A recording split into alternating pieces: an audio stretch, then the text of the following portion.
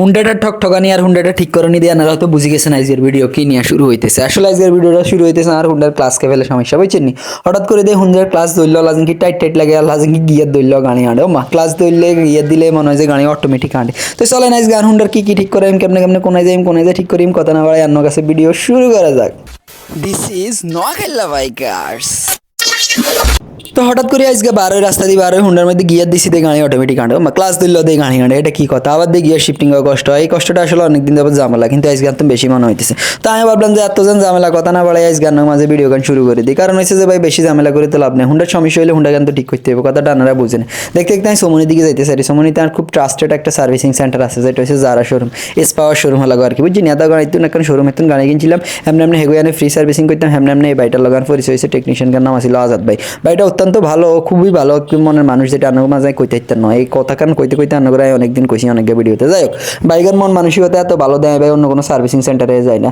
দুটিও কম হোক আর বেশি হোক, বেশি তো হাতে জীবনও নেয় না, উল্টা কমায় না। এই কারণে আমিও ভাই আর একটু বেশি বেশি ওনার কাছে যাই। ওনার প্রতি ভাই যে একটা আন্তরিকতা সৃষ্টি হয়েছে ভাই, এটা অন্য মাঝে বাসা বকশ করতে ইত্যার নয়।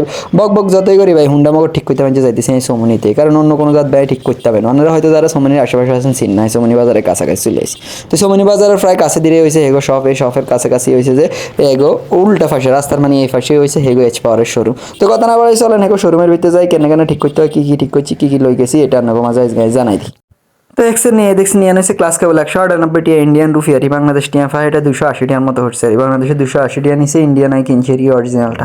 তো এই অরিজিনালটাকে নিয়ে শোরুমে দিয়ে চলে যেতেছি। এটা হচ্ছে মূলত হাতাও সার্ভিসিং সেন্টার বুঝছি, নিয়ে হাতারা সার্ভিসিং করে। এই লোক জিগারে দেখতেছিলেন বসে রয়েছে, ওনার নাম আর কি হচ্ছে আমাদের সে কাঙ্ক্ষিত প্রিয় আজাদ ভাই। আর হের একজন দক্ষ, খুবই দক্ষ মানের একজন হেল্পার আছে, এর নাম হচ্ছে আশিক ভাই। মূলত ছোটখাটো কাজগুলো হলে আশিক ভাই করে। তো আশিক ভাই আর গাড়িও ঠুসটাস করেন শুরু করে দিয়েছে। হাতে কইতেছে ভাই সেনকান লুজ আগে সেনকান টাইডি আগে ভাই, যেটা জানো মনে হয় ভাই এটা হেনা ঠিক করিয়ালেন আর গাড়ি ঠিক হলে হয়েছে, গাড়ি ফাঙ্কা লাইন চলে হয়েছে। তো আজাদ ভাইকে খাড়া তুই নহলে আমি একটু তোর হেল্প করি। তো এর দিয়ে হেল্পারে আর না দিয়ে আর আজাদ ভাই আইসে, আজাদ ভাই একটু হেল্প করার চেষ্টা হইতেছে। প্রথম অবস্থায় মূলত আশিক ভাই কেবল টেবল ব্যাগিং খুলিয়া লাইছে, খালি লাগাইতে গেছে হাতের একটা কষ্ট হইতেছে, মানে লাগাইতে লাগাইতে হাতের মনে হয় যে একটু সমস্যা হইতেছে। যাই হোক, এরা আস্তে আস্তে এরা মূলত দোনার কাজ করিয়া লাইছে, কাজ করেন শেষ আর আমি তো ভাই বিন্দাস হয়ে গেছি। আমি কই ভাই টাটা, অনেকগুলো লাগে অনেক ভিডিও শেয়ার করিয়া লাইছি, অনেক গান করে ডিস্টার্ব করিয়া লাইছি, অনেক ক্ষতি করিয়া লাইছি, অনেক কাজের অনেক গ্যাপ করিয়া লাইছি। আসলে হের হাতে যাতে কাজে থাকে সবসময় আর কাজ কেন আগে করে দেয় বুঝছেন, যার কারণে হের প্রতি আর একখান মায়া রয়ে গেছে। হাতে একখান গাড়ি আসছিল ইমার্জেন্সি, এগো কোম্পানি গাড়ি, তারপরে হে ভাই আর কাজ কেন আগে করে দিছে। এটা হচ্ছে ভাই আন্তরিকতা, কারণ ভাই আর কাজ কেন ছোট্ট আসছিল বুঝছেন, মাত্র 10-15 মিনিটের কাজ, এলে ভাই আর বইয়ে তৈরি, কারণ ওই যে রাতের কাজ আসলে ইয়ার অনেক বেশি, ইয়ান করতে গেলে হয়তো অনেক সময় লাগে যাবে। এলে ভাই ভাই আনার কানাকে একসাথে দিই এগো ভাই আনারা যে কি বলি জানি দুনিয়া ক্ষেত্রে, সরি দুনিয়া ক্ষেত্রে না, দুঃখ কথা কথা হ্যাঁস লাগিলে হ্যাঁস লাগাম তো ভালো না, কথা কথা হ্যাঁস লাগাই দিই খালি। দুনিয়া ক্ষেত্রে ভাই ওনাকে অসংখ্য অসংখ্য ধন্যবাদ দিই। এই রং রোডে দিবে জায়গাইছে রিসিভাই দিয়ে টিভি দিয়েছি, কারণ আমি আত্মা কাদা করে যাইতে জ্যাম জটে হয়ে দেখতে গেলে সোমনি বাজারের অবস্থা খুবই খারাপ, যেটা আনারা আত্মনো বেশি জানেন।